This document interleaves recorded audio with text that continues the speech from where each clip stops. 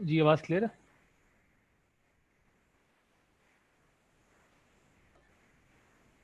Okay, thank you. ठीक है, शुरू करते हैं यार। इकोनॉमिक्स में हमने थोड़ा बहुत पढ़ने की कोशिश की थी पहले। छोटी सी एक्टिविटी भी की थी, अगर आपको याद हो। वो जो हमने आइलैंड वाली बात की थी कि आपके पास डिफरेंट ऑप्शन है और आप क्या चूज करेंगे। तो उन उसमें हमने कहा था कि मतलब आप अगर एक डेजर्टेड आइलैंड पे हैं और आपको कुछ अरसा वहाँ गुजारना है, आपको नहीं पता कितना, और आपको नहीं पता वहाँ पे क्या होगा, and you have options between different things, जिसमें गन भी थी, टेंट भी था, और आई थिंक कुछ बीन्स के कैन वगैरह भी थे, और पैसे भी थे। तो किसी ने पैसे चूज़ नहीं किए थे, अगर आपको याद हो। आप लोगों ने चीज़ें चूज़ की थी, आपने कहा था कि हम ये चीज़ें रखेंगे क्योंकि इन ये काम आएंगी। सही है, अगर हम कैश रखने का कोई फ़ायदा नहीं है, सिर्फ आग जलाने में काम आएगा, उसके लिए भी लकड़ियाँ अवेलेबल होंगी होपफुली। ठीक है, तो उससे हमने ये कंक्लूड किया था यार कि eventually we don't really need money, but we need the things we can buy from money. ठीक है, हमें जो पैसे चाहिए होते हैं वो इसलिए चाहिए होते हैं बिकॉज वो इन इटसेल्फ नहीं है, उसकी जो वैल्यू में मिलती है वो इंस्ट्रूमेंटल है। ठीक है, इंस्ट्रूमेंटल का मतलब ये होता है कि वो दैट उसकी अपनी वैल्यू नहीं है, कोई अपने आप में कोई वैल्यू नहीं है। मतलब अगर मैं पूछूं कि पैसों की वैल्यू क्या है, तो वो वैल्यू है जो वो खरीद सकता है। ठीक है, मतलब कि अगर आप अभी से 50 तो छोड़ने चले, 20-25 साल पहले भी चले हैं, तो 1 लाख रुपए की बहुत ज़्यादा वैल्यू थी। ठीक है, उससे आप बहुत सारी चीज़ें खरीद सकते थे। इस वक्त नहीं है, क्योंकि इन्फ्लेशन या महंगाई इतनी हो गई है कि उस 1 लाख से आप इतना कुछ नहीं खरीद सकते। ठीक है, तो किसी भी जब हम बात करते हैं मनी की, तो पैसे की जो वैल्यू होती है वो डिपेंड किस पे करती है? वो डिपेंड करती है on what it can buy. ठीक है, चीज़ें बहुत महंगी हो गई तो उस पैसे की वैल्यू नहीं बची। ठीक है, सिमिलरली यहाँ पे जब हम आइलैंड की बात कर रहे थे, तो आइलैंड पे भी हमें वो पैसा इन इटसेल्फ कोई कोई यूटिलिटी नहीं दे रहा था, कोई सेटिस्फेक्शन नहीं देगा हमें। उससे हम क्या खरीद सकते हैं, हम ये सोच रहे थे, और हमने कहा यार आइलैंड पे तो हम कुछ खरीद सकते ही नहीं, ऑब्वियसली, तो उस पैसे की कोई ज़रूरत ही नहीं है। ठीक है, ये सारी कहानी करने का मकसद क्या था? कि हमारी सारी जो डिस्कशन है उसका सेंटर है एक वर्ड, वो है रिसोर्सेस।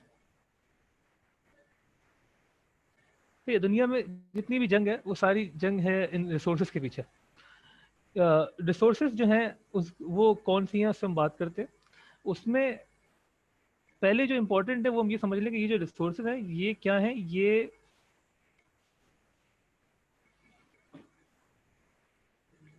फाइनाइट है। फाइनाइट मतलब ये लिमिटेड है, या हमारी इकोनॉमिक्स के टर्म्स में ये स्कार्स है।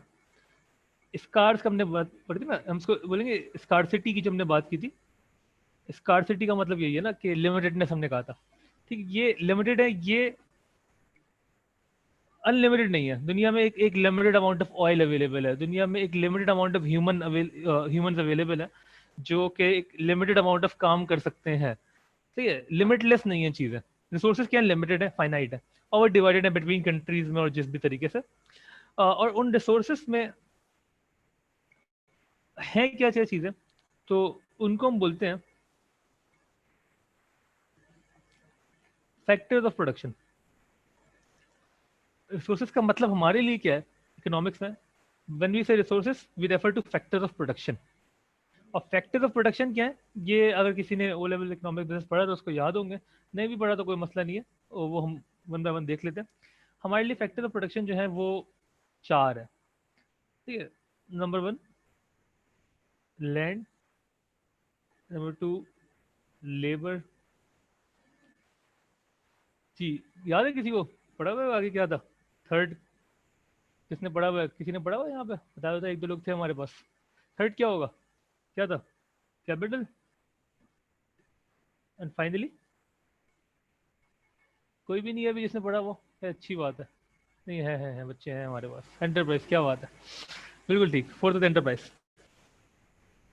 ठीक है, इंपॉर्टेंट क्या है इसमें ये समझना कि फैक्टर्स ऑफ प्रोडक्शन का मतलब है रिसोर्सेस। रिसोर्सेस को जब अगर मैं डिफाइन करूँ कि अगर मैं बोलूँ what do you mean by resources, तो उसको हम बोलेंगे कि थिंग्स कह लें, चले अभी के लिए थिंग्स का वर्ड नॉर्मली यूज नहीं करेंगे, लेकिन चले अभी के लिए थिंग्स कह लें, that are used to produce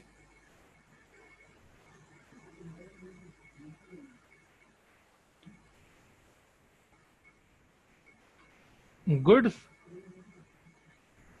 and services.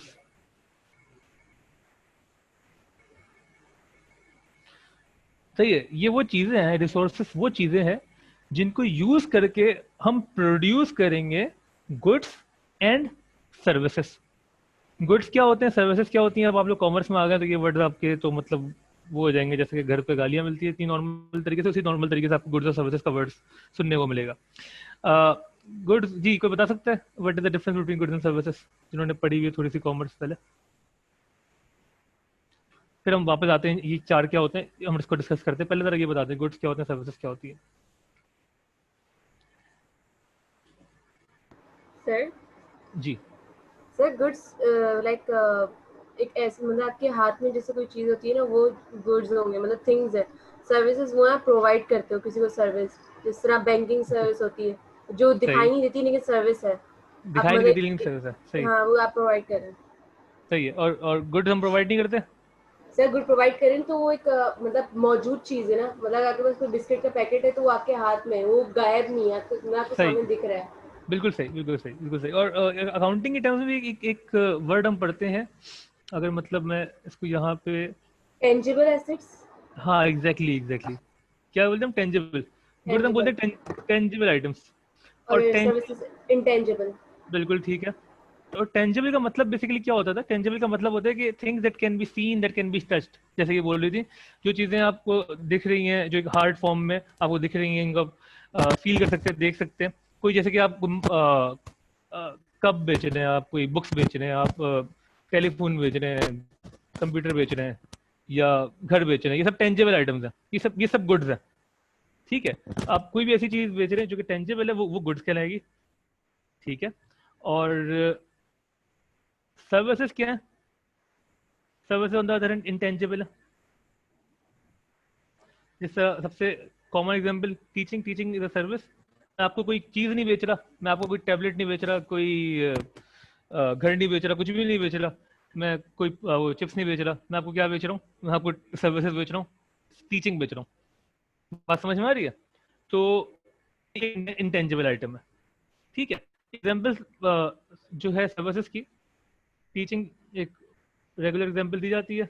Teaching as service, बाकी अरीम ने बोला था ना कि बैंकिंग की उन्होंने बात की, बैंकिंग ऑब्वियसली सर्विस। ठीक है ना, वो आपको सर्विस दे रहे हैं कि आपके पैसा सेफ रख रहे हैं, आपकी ट्रांजेक्शन कर रहे हैं आपके लिए, एंड सो ऑन। उसके अलावा और कोई सर्विस? सर टूरिज्म ड्राइविंग, मतलब कैब जैसे हाँ चलाते हैं वो भी बिल्कुल सर्विस ठीक है। है, बिल्कुल ठीक है। कैब सर्विस, बिल्कुल ठीक है। ठीक है, और टूरिज्म भी इसमें इंक्लूड होती है। ठीक है, वो आप कोई, जब आप टूरिज्म में इन्वॉल्व होते हैं, जब आप टूर पर जाते हैं, तो आप वो एक्सपीरियंस लेके आते हैं ना। वो एक्सपीरियंस एक इंटेंजिबल आइटम है। आप वहां से कोई पहाड़ का कोई वो पत्थर तोड़ कर नहीं लाएंगे जहां भी आप जा रहे हैं घूमने फिरने। ठीक है, वो एक्सपीरियंस जो इंटेंजिबल है। ठीक है। सिमिलरली टेंजिबल आइटम्स तो आप यहाँ बेशुमार लिख सकते हैं, कोई से भी बुक्स लिख लें आप, कंप्यूटर लिख लें, या कोई भी आप चीज़ें लिख लें। ठीक है, एटसेट्रा। अभी हमें इसमें ज़्यादा डिटेल में जाने की ज़रूरत नहीं है। ठीक है, तो गुड्स और सर्विसेज को इकोनॉमिक्स में हम इनको अलग करके भी बोलेंगे, या मुझे बेहतर लगता है कि हम एक वर्ड बोलें। वो एक वर्ड जो इनको कंबाइन करके हम बोलेंगे, वो क्या है? वो है कमोडिटीज। तो जो वर्ड हम यूज करेंगे वो कमोडिटीज। कमोडिटीज का मतलब क्या? गुड्स एंड सर्विसेज, वो दोनों को इंक्लूड कर रहा है। तो मतलब अगर मैं रिसोर्सेज की डेफिनेशन लिखूं, things that are used to produce goods and services, या things that are used to produce commodities, तो हम बोलेंगे कमोडिटीज। कमोडिटी वो इन दोनों को इंक्लूड करेगा। ठीक है, उसमें गुड्स भी आएंगी, सर्विस भी आएंगी। किसी को मसला यहाँ तक सही है, क्लियर है? यहाँ तक कोई कंफ्यूजन है बता दो, नहीं तो ओके लिख के भेज दो। कोई भी सवाल है पूछ लो।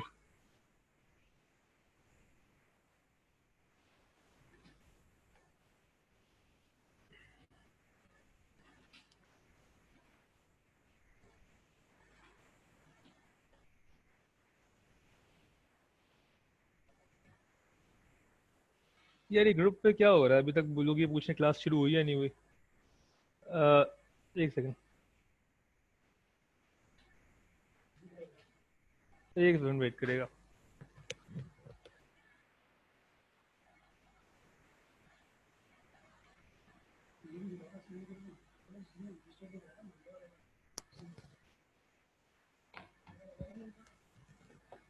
जी ठीक है, ओके, मूविंग ऑन। हमें क्या देखना है कि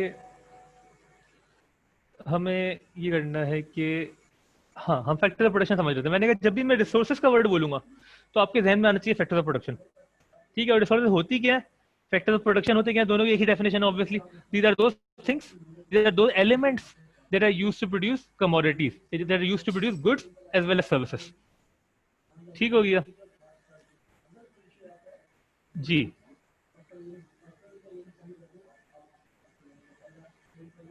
ओके, इनको डिफाइन कर लेते हैं फैक्टर ऑफ प्रोडक्शन होते क्या। मैं फिर से बता रहा हूँ, सारा झगड़ा जो है ना दुनिया में वो रिसोर्सेज का, सही है। अगर आपने थोड़ी सी हिस्ट्री पढ़ी हो या थोड़ा सा करंट अफेयर्स भी देखे ना, तो जितनी भी वॉर्स चल रही है ना, उसके पीछे जो कॉन्स्पिरेसी थ्योरीज हैं वो सारी थ्योरीज ऑयल की हैं। ठीक है, तेल एक वो ऐसी रिसोर्स है जो कि बहुत ही इंपॉर्टेंट है, बिकॉज वो एनर्जी जनरेट करती है और एनर्जी से ही सब कुछ चलता है। ठीक है, वो लिमिटेड है, और तो दुनिया जहाँ पे तेल है वहाँ पे फड्डे चल रहे हैं। ठीक है, सिमिलरली जो भी ऐसी रिसोर्स है, अगर आपने अपनी पाकिस्तान सिटीज पढ़ी थी सही से, तो आपको याद होगा कि ईस्ट इंडिया कंपनी जब यहाँ आई थी, क्यों आई थी, उनको इंडियन रुपी नहीं चाहिए था उनको उस वक्त। जो यहाँ पे कॉइन्स थे वो इम्पोर्टेंट नहीं थे। वो किस चीज में उनका इंटरेस्ट क्या था ईस्ट इंडिया कंपनी का इंडिया में, मेन इंटरेस्ट क्या था, स्पाइस। और वो स्पाइस क्या है, वो रिसोर्सेज ही है ना। बात समझ में, वो रिसोर्सेज ही थी ना, स्पाइसेस है हमारी, या जो वहाँ पे उस वक्त कुछ ऐसे वो पत्थर भी थे, जो डायमंड कह लें या रूबी कह लें या कुछ ऐसी चीजें, जो भी मतलब जो वहाँ की ज्वेलरी थी, जो गोल्ड था, इवन वहाँ का जो लेबर था, सस्ता लेबर था, उनको भी इम्पोर्ट वो ले गए अपने साथ काम करवाने के लिए। ठीक है, तो लेबर है ना, लोग जो थे जो काम के लिए अवेलेबल थे, तो सारा फटा रिसोर्सेज का है। अगर रिसोर्स लेस होते, कोई ऐसा मुल्क होता जहाँ पे रिसोर्सेज ना हो, कॉटन ना हो, कोई स्पाइसेस ना हो, नेचुरल रिसोर्सेज ना हो, लेबर ना हो, तो ये वो खुद ही बड़ी मुश्किल से जिंदा है, तो ये उनका लेबर किसी काम का नहीं है, तो ऑब्वियसली उनके ऊपर कोई फड्डा ही नहीं था, कोई आता ही नहीं, कोई बहस ही शुरू नहीं होती। तो सारे फड्डे रिसोर्सेज के, तो ये कैश के नहीं है। कैश तो वो एक टर्म है जो इनको डिफाइन करती है, इनकी वैल्यू को। फड्डा रिसोर्सेज का, ठीक है ना, ये डिस्टिंक्शन समझना जरूरी है। सही है। अब हम क्या देख रहे हैं, इन रिसोर्सेज को जरा सा पढ़ लेते हैं कौन कौन सी। लैंड की जब हम बात करते हैं तो इसमें बिजनेस के लिहाज से वो जमीन भी ऑब्वियसली आती है, लेकिन बेसिकली हम क्या कहते हैं इसको, हम कहते हैं द नेचुरल रिसोर्सेज। इसको या किसी और कलर से लिख देते हैं, इसको हम जी, लैंड का मतलब है नेचुरल रिसोर्सेज। ये सारी वो चीज़ें जो खुदा ने आपको दी हुई है। ठीक है, ये सारी बेस्ट बाय द नेचर। इसमें ह्यूमन इन्वॉल्वमेंट का कोई मतलब कोई कमाल नहीं है। सऊदी अरब तक उनके पास तेल है, ठीक है, उनको खुदा ने दिया हुआ है। हमारा कोई कमाल नहीं है कि हमारे पास अगर नमक की कान है या हमारे पास कॉटन अच्छा उग जाता है, ऐसी कंडीशंस हैं। तो ये सारी वो चीज़ें हैं, या हमारे पास लैंड इतना अवेलेबल है जो फर्टाइल है, जहाँ पे क्रॉप्स बन सकते हैं। ये सारी वो चीज़ें जो नेचर ने दी हुई है आपको। ठीक है, ये आपका अपना कोई कमाल नहीं है इसमें। तो वो सारी लैंड की डेफिनेशन की नेचुरल रिसोर्सेस। ठीक हो गया, ये आपको चाहिए होती है ना, इसमें सारी वो चीजें आ जाएंगी। मतलब देखो हमारा इंपॉर्टेंट वर्ड क्या है यहाँ पे, प्रोड्यूस। ठीक है ना, हमने ऊपर कहा था कि ये सारी वो चीजें हैं जिनको यूज करके आप प्रोड्यूस करते हैं गुड्स एंड सर्विसेज। तो लैंड को यूज करके आप प्रोड्यूस करते हैं, लैंड इज इंपॉर्टेंट। क्योंकि नॉर्मली जो आपका रॉ मटेरियल, अगर आप मैन्युफैक्चरिंग साइड से सोचें कि अगर आपने अपैरल ब्रांड बनाना है, कोई क्लोथिंग ब्रांड बनाना है, तो वो क्लोथिंग ब्रांड के लिए जो आपके पास धागा आ रहा होगा, वो धागा कॉटन से आ रहा होगा। वो कॉटन कहाँ से आ रहा होगा, वो लैंड से आ रहा होगा। तो वो जो कॉटन है, एग्जाम्पल इसकी, मतलब कॉटन फॉर एग्जाम्पल, वो एक उसका वो लैंड का पार्ट होगा। ठीक है, सिमिलरली अगर आपको कोई भी ऐसी चीज रॉ मटेरियल की फॉर्म में यूज हो रही है, ठीक है ना, चाहे वो कोल क्यों ना हो, चाहे वो क्रॉप्स क्यों ना हो, ठीक है, चाहे वो फिशेस क्यों ना हो, ठीक है, वो भी, या एनिमल्स क्यों ना हो, ये सब जो कि नेचर की तरफ से हैं, जो आप यूज कर रहे हैं अपनी प्रोडक्शन में, वो सब लैंड है। ठीक है, होपफुली क्लियर है। ओके, लेबर जो है वो क्या है। तो अच्छा, हम बात करें प्रोडक्शन प्रोसेस की। प्रोडक्शन प्रोसेस की हम बात करें, प्रोडक्शन प्रोसेस में एक तो आपको आपका रिसोर्सेज चाहिए जो रॉ मटेरियल की फॉर्म में यूज होंगी। दूसरा ये है कि लेबर जो है इसमें सारी की सारी human involvement, human input in business. ठीक है ना, लेबर में सारी की सारी ह्यूमन इनपुट आ गया, ठीक है। वर्कफोर्स लिख सकते हैं, वर्कफोर्स। हाँ वर्कफोर्स लिख सकते हैं बिल्कुल, और ह्यूमन इनपुट थोड़ा सा और उसको आई थिंक इसके एक स्टेप पीछे जाके बता रहा है कि हो क्या रहा है, जितना भी ह्यूमन इन्वॉल्वमेंट है वर्कफोर्स लिख सकते हैं ऑब्वियसली बिल्कुल। और इसको अगर हम डिफाइन करते हैं, जब मतलब अगर डेफिनेशन में जाए, जरा जगह कम गई तो मैं यहाँ लिख रहा हूँ साइड पे, इसमें सारी mental as well as physical, मतलब जो आप लेमन टर्म्स में ना लेबर बोलते हैं तो आपके ध्यान में एक physical effort, mental effort as well as physical effort of human in the production process. ठीक है, प्रोडक्शन प्रोसेस में जो भी इनकी एफर्ट्स हैं, चाहे वो मेंटल हो या फिजिकल हो, वो सब किसका पार्ट है, वो सब लेबर का पार्ट है, ठीक है। सही है ना, और आप वर्क फोर्स ऑब्वियसली लिख सकते हैं। तो ये जो आपकी ओ लेवल की डेफिनेशन है वो भी लिख सकते हैं, सही है, मतलब कोई इसमें बुराई नहीं है। मैं सिर्फ उसको थोड़ा सा और कोशिश करता हूँ कि डिस्क्राइब कर दूं ताकि आपको समझ में आ जाए एग्जैक्टली, ठीक है। डेफिनेशन आप किसी भी बुक से लिख सकते हैं, सारी सही है, ठीक है। डेफिनेशन इतनी इंपॉर्टेंट होगी नहीं, जब आपको समझ में आएगा हमें डेफिनेशन से आगे की बातें करनी है, अभी तो हम समझ रहे हैं ऐसे ऐसे चीज़ों को, ठीक है। Moving on, capital G, capital क्या होता है जिन्होंने पढ़ा हुआ है? सर हमारा लाइक हमारी सेविंग्स वगैरह ये सब जो भी आपने लाइक पैसा लगा रहे हैं, और फिर मशीन में। नहीं, अच्छा मैं उसको नहीं इसलिए कह रहा हूँ क्योंकि यहाँ पे ना एक मसला आता है, जब आप लोग अकाउंटिंग भी साथ साथ पढ़ना शुरू करते हैं तो आप लोगों को वहाँ पे भी कैपिटल का वर्ड दिखता है, और वो जो कैपिटल होता है वो होता है ओनर्स की इक्विटी, है ना। वो तो होता है कि जितना जितना ओनर ने पैसा लगाया हुआ बिजनेस के अंदर, वो होता है कैपिटल उसका, ठीक है। हमारे लिए कैपिटल ये नहीं है, ठीक है। हमारे लिए कैपिटल क्या है, मैं जब भी इसको ऊपर मैंने लिखा ह्यूमन इनपुट, तो मैं यहाँ पे कर देता हूँ नॉन ह्यूमन इनपुट। जितना भी नॉन ह्यूमन इनपुट है ना इन बिजनेस या इन प्रोडक्शन, वो सब क्या है, कैपिटल है, सही है। नॉन ह्यूमन इनपुट से मुराद क्या है कि इसमें जो आपकी मशीनरी आ रही है, सारी मशीनरी, छोटी से छोटी बड़ी से बड़ी, इसमें आपकी जो बिल्डिंग्स आ रही हैं, और जो जैसा आपने कहा कि जो कैश आपने इन्वॉल्व है वो भी ऑब्वियसली इसी में जा रहा है,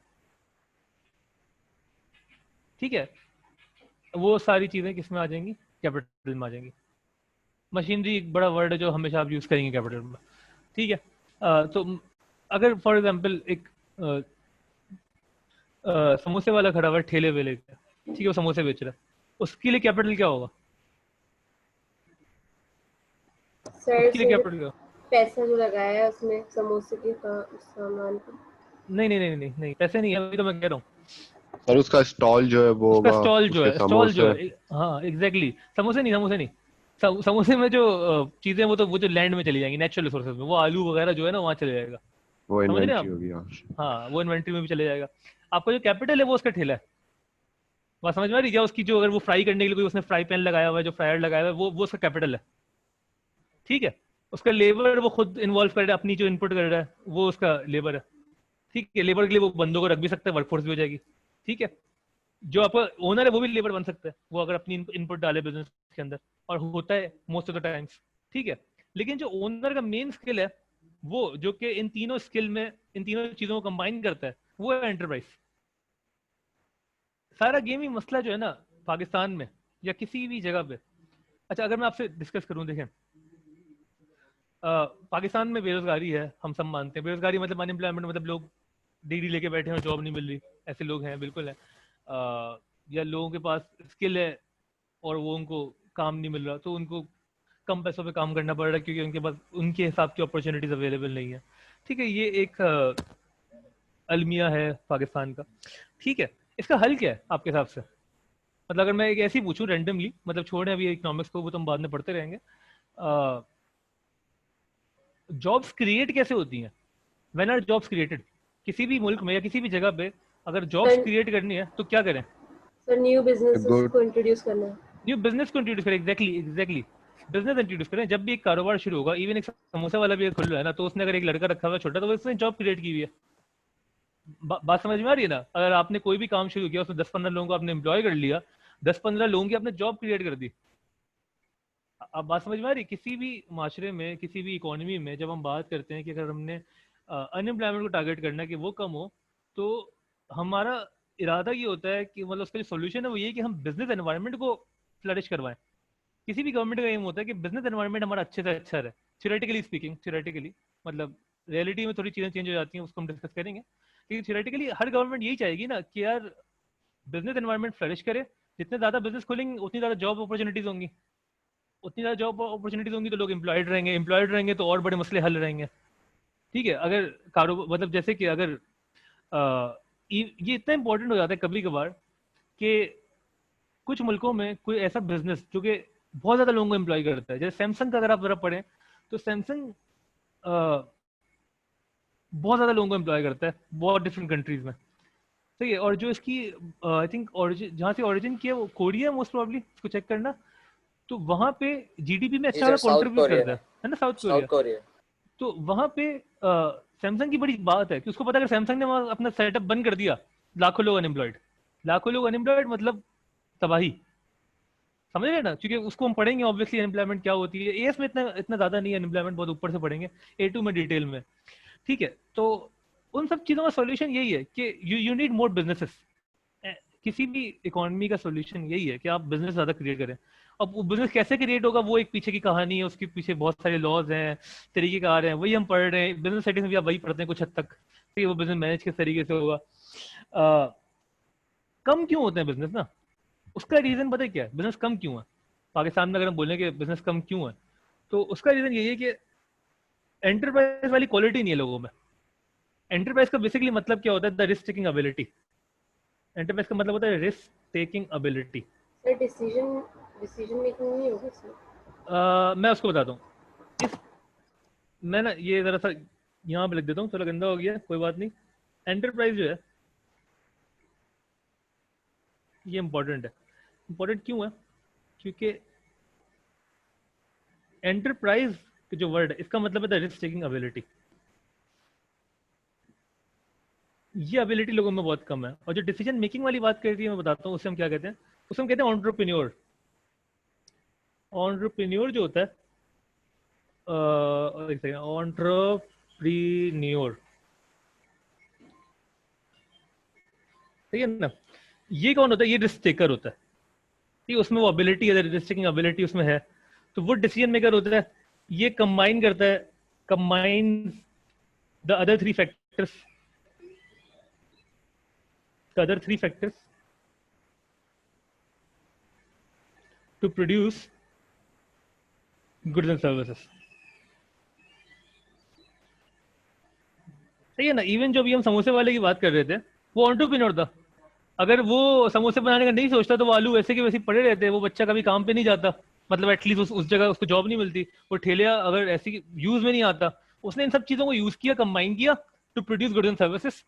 तो उसने क्या किया, उसने रिस्क लिया, उसके बाद वो एबिलिटी थी कि वो रिस्क ले। यहाँ पे जो मसला है हमारा वो ये है कि रिस्क टेकिंग एबिलिटी नहीं है ना, है तो बहुत कम है और बहुत ज्यादा दबी हुई है कि मतलब इवन अगर हम सोचें तो मोस्ट, अगर आप लोगों से पूछे कि आपने क्या करना है बड़े होके, चले ये तो अब ये सवाल थोड़ा सा अजीब सा लगता है, लेकिन चले मतलब प्रोफेशन के बारे में लोग बात करते हैं ज्यादातर, करियर के बारे में बात करते हैं कि आपने किस बिजनेस में जाके जॉब करनी है, ये आपका अगर आइडियल है तो फिर यही होगा ना, मसला ही रहेगा। अगर वो एबिलिटी नहीं है लोगों में कि वो बोलेंगे हमने अपना काम करना है, और अपना काम करने का मसला क्या, when we compare entrepreneurship with a regular job, तो मसला ये कि when you do a regular job you know कि यार at the end of the month you will get this amount, ठीक है, आपको वो पैसे मिल जाएंगे, चाहे आपने थोड़ा कम परफॉर्म भी किया हो, चाहे बिजनेस को थोड़ा मसला भी हो, चाहे बिजनेस ज्यादा अच्छा परफॉर्म भी किया हो, कम परफॉर्म भी किया हो, आपके साथ जो अग्रीमेंट है बिजनेस की मोस्ट प्रोबेबली मिल जाएगी। तो थ्योरेटिकली स्पीकिंग वहां भी मसले आ जाते हैं, लेकिन वो तब भी सेफर रूट है।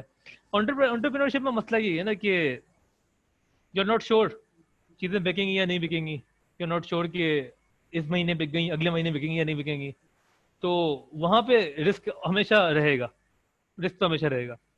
और वो रिस्क टेकिंग एबिलिटी हर किसी में होती नहीं है, बहुत ही कम लोगों में होती है, ठीक है ना। तो अगर आप बोलें कि अगर एक बिजनेस है जो कि 10,000 लोगों को एम्प्लॉय किया हुआ है और वो 4 लोग चला रहे हैं, वो 4 लोग हैं आउट ऑफ 10,000 जिनमें वो एबिलिटी थी, ठीक है, या हम बोलें कि इवन अगर 10 लोगों को किसी ने एम्प्लॉय किया हुआ है तो उन 10 लोगों में एबिलिटी नहीं थी, या थी तो उन्होंने वो उसको यूटिलाइज नहीं किया। तो सारा मसला जो रिस्क टेकिंग एबिलिटी का, वो कम है हमारे यहाँ। अच्छा, हमारे यहाँ कम जो है ना, वो मैं लोगों को मैं बुरा नहीं बोलूंगा, क्योंकि मेरा जो नॉर्मली आर्ग्यूमेंट होता है वो स्टेट के खिलाफ होता है। ठीक है, लोग जनरली ना हर जगह एक तरीके के होते हैं, मतलब ये मेरे एक मानना है, वो उसके भी रीजन है। मतलब जनरली स्पीकिंग लोग जो होते हैं ना वो एक ही तरीके के होते हैं। लोगों के पास नॉलेज कम ही होती है, लोग जो है वो अपने फायदे का ही सोचते हैं। लोगों में थोड़ा सॉफ्ट स्पॉट भी होता है, ठीक है, जनरली लोग एक जैसे ही होते हैं। लेकिन मसला कहाँ आता है, जब उनकी जो ऊपर की लीडरशिप है वो किस तरीके की है। अगर आपके मुल्क में एंटरप्रेन्योरशिप को प्रमोट किया जा रहा है तो वो प्रमोट होगी, और वो प्रमोट कोई आम बंदा नहीं कर सकता, वो गवर्नमेंट को ही करना पड़ेगा, वो स्टेट का काम है। मतलब जो ऐसे प्राइवेट इदारे भी हैं जो कि काम करते हैं इस सेंस में कि वो मैं अगर तुम लोगों को बताऊं तो वो कहलाते हैं, क्या कहलाते हैं, वो कहलाते हैं इंक्यूबेशन सेंटर्स। मुझे नहीं पता किसी का तुम में से स्टार्टअप्स का मूड रहा है कभी, तो इंक्यूबेशन सेंटर्स क्या होते हैं? इंक्यूबेशन सेंटर सुना है किसी ने क्या होता है? और ये राइटिंग बहुत गंदी है, मैंने पहली कहा था राइटिंग गंदी रहेगी। तो कोई वर्ड समझ में ना आए तो मुझे फौरन पूछ लेना, ठीक है? और जहाँ पे ज़्यादा लिखना होगा मैं वर्ड फाइल खोल लूंगा, ठीक है? इंक्यूबेशन सेंटर क्या होता है, किसी को पता है?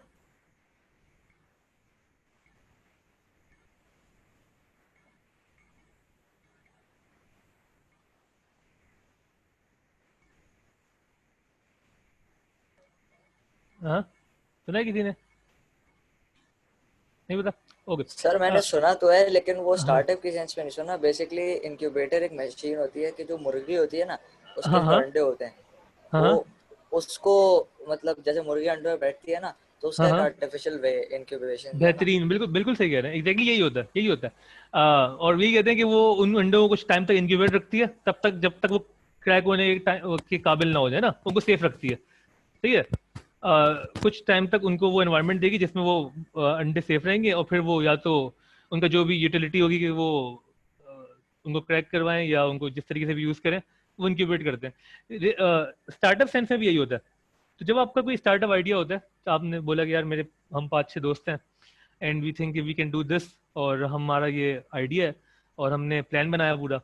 अब हम ये प्लान, अब मसला क्या होता है आमतौर पे पाकिस्तान में जो और दुनिया भर में, कि आपके पास प्लान होते हैं, आपके पास लेबर भी आ जाता है, लेबर तो बहुत है पाकिस्तान में, बहुत अवेलेबल है, ठीक है? मसला क्या होता है कि आपके पास कौन सी रिसोर्स नहीं होती, आपके कैपिटल नहीं होता, you don't have the machinery required, ठीक है? आपके पास कैपिटल नहीं है, पैसे नहीं है, तो आप क्या करते हैं, आप इन अप्लाई करते हैं इंक्यूबेशन सेंटर्स में। पाकिस्तान में है कुछ, एक एनआईसी के नाम से, एनआईसी गवर्नमेंट का अपना नेशनल इंक्यूबेशन सेंटर, एक नेस्ट आईओ, यहाँ पे मैंने खुद भी काम किया हुआ है।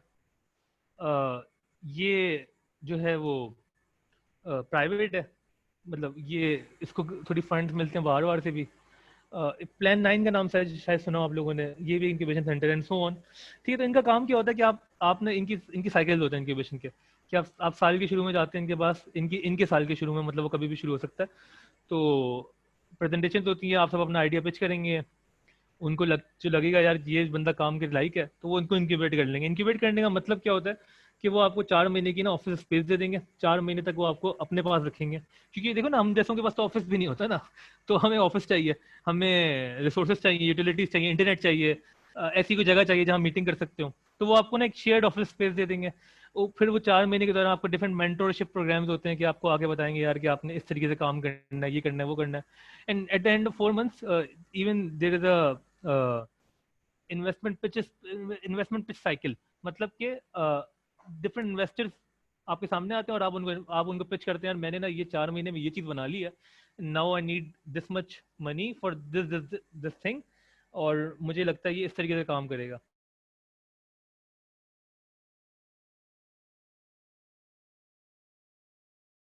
ठीक है, क्योंकि ये प्रमोशन बड़ी इंपॉर्टेंट है, गवर्नमेंट ने खुद खोला हुआ है एनआईसी, गवर्नमेंट ने हर शहर में खोला हुआ है, कराची में भी एनआईसी है, कराची में एनएडी के अंदर है, एनएडी रिसेंट खुला है, आई थिंक 2 साल हुए हैं। और लम्स में भी है, लम्स में लाहौर में लम्स में बनाया हुआ है इन्होंने, उसके अलावा पेशावर में भी मैंने सुना है खुला है, तो डिफरेंट शहरों में गवर्नमेंट ने एनआईसी खोले हैं।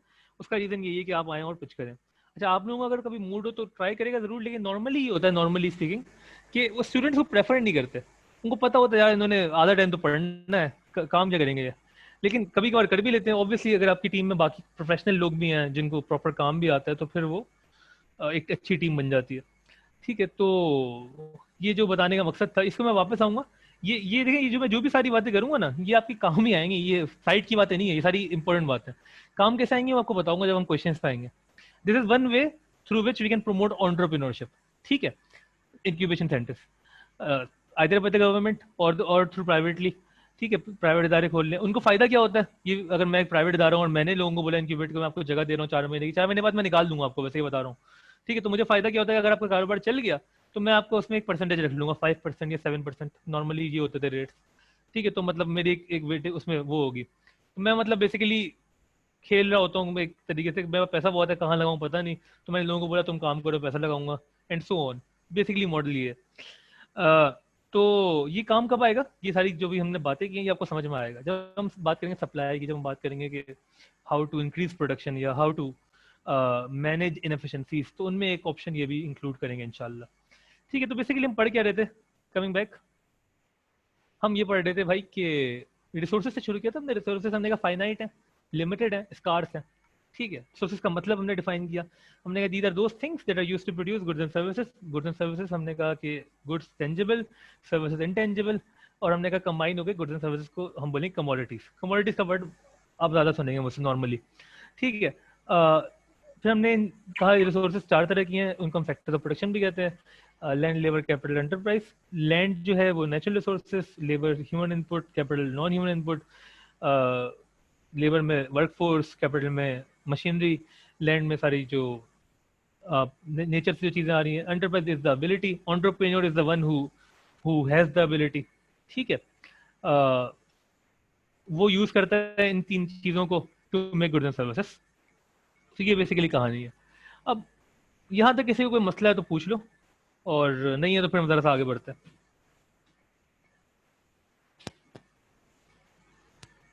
नहीं है तो ओके लिख के भेज दो।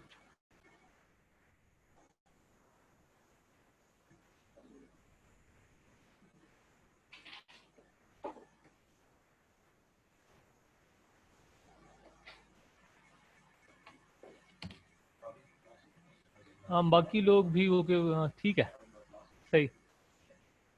तो सही हो गया। अच्छा, फाइनली हमने देखना क्या जो इम्पोर्टेंट है, जिसको हमने थोड़ा सा टच करने की कोशिश की थी लास्ट टाइम भी, वो ये है क्या, द बेसिक इकोनॉमिक प्रॉब्लम। हम अभी आ रहे हैं यहाँ तक। ठीक है, ये इंपॉर्टेंट है जो हमने अभी पढ़ा है। और मैंने कहा था ना इकोनॉमिक्स को हम कहते हैं सोशल साइंस। सोशल साइंस क्या होती है?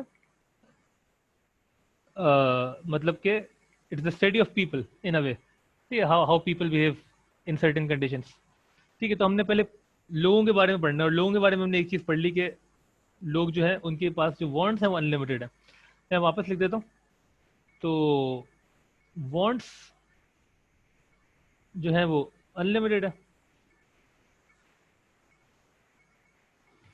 और वो वांट्स जो है वो सेटिस्फाई करने के लिए, ठीक है ना, वांट किस चीज़ की, मतलब what do you want eventually, what do you want? दो ही चीज़ें आप वांट कर सकते हैं, either you want a good और अ सर्विस। ठीक है, आप या तो एक गुड चाहिए, आपको एक सर्विस चाहिए। ठीक है, और व्हेन और ये जो वांट्स हैं, ये अनलिमिटेड है। You want unlimited goods and services. आप कोई भी सर्विस ले लें, आपको वो शायद दोबारा चाहिए होगी, आपको कुछ इसमें और क्वालिटी चाहिए होगी, मतलब आप चाहते ही रहेंगे कुछ ना कुछ। अब वांट्स भी, वो गुड्स भी इसी तरीके से। कोई एक चीज़ आप खरीद लें, कुछ टाइम तक अच्छी लगेगी, फिर आप बोलेंगे उससे बेहतर कुछ चाहिए। तो ये हमने कह दिया कि हमने मान लिया फॉर एवरीवन, सही है, कि ये सारे जो वांट्स हैं अनलिमिटेड है फॉर एवरीवन। ठीक है, ये वांट्स किस चीज़ की है? गुड्स एंड सर्विसेज की। और गुड्स एंड सर्विसेज बनते कैसे हैं? वो बनेंगे यूजिंग फैक्टर्स ऑफ प्रोडक्शन।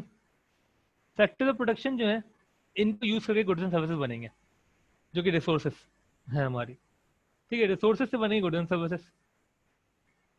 और रिसोर्सेज जो है वो क्या है? वो है limited. Factor of production limited है ना, ये चारों फैक्टर्स लिमिटेड है। लैंड भी लिमिटेड है, लेबर भी लिमिटेड है, कैपिटल भी लिमिटेड है, एंटरप्राइज भी लिमिटेड है। सारे फैक्टर्स हमारे लिमिटेड है, अनलिमिटेड अवेलेबल नहीं है। ठीक है, तो जब लिमिटेड चीजों को यूज करके लिमिटेड चीजें ही बन सकती हैं, ठीक है ना, मतलब there is so much you can produce. आप सारा कॉटन ले लें पूरी दुनिया का, और आप देखें उसको यूज करके आप कितने कपड़े बना सकते हैं, तो there would be a number, right, बहुत बड़ा नंबर होगा लेकिन there would be a number, ठीक है। वो इनफाइनाइट नहीं होगा, ठीक है, लेकिन लोगों से आप पूछें उनको कितने कपड़े चाहिए तो वो कभी खत्म ही नहीं होंगे, मतलब अगर अगर से पूछें तो लोगों की वांट्स अनलिमिटेड है,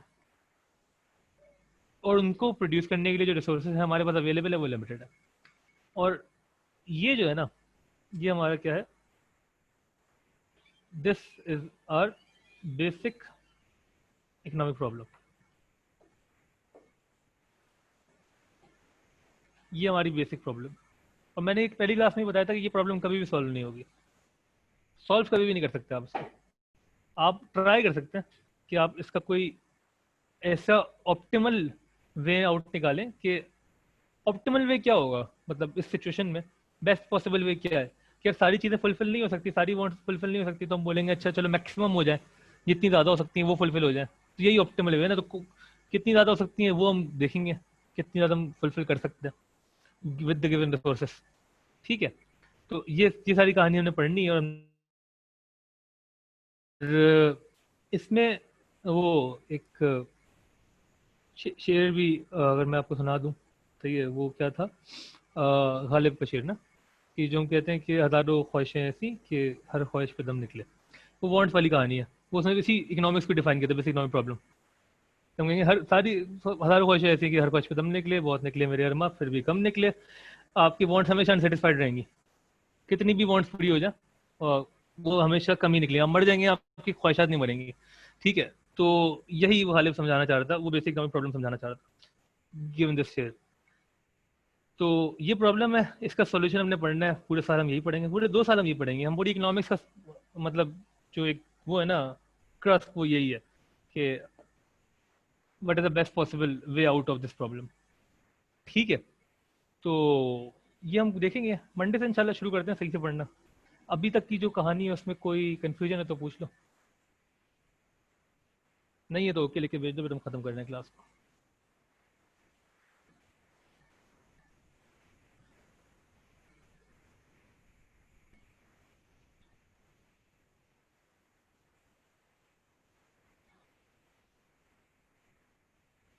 ओके देन, अल्लाह हाफिज़।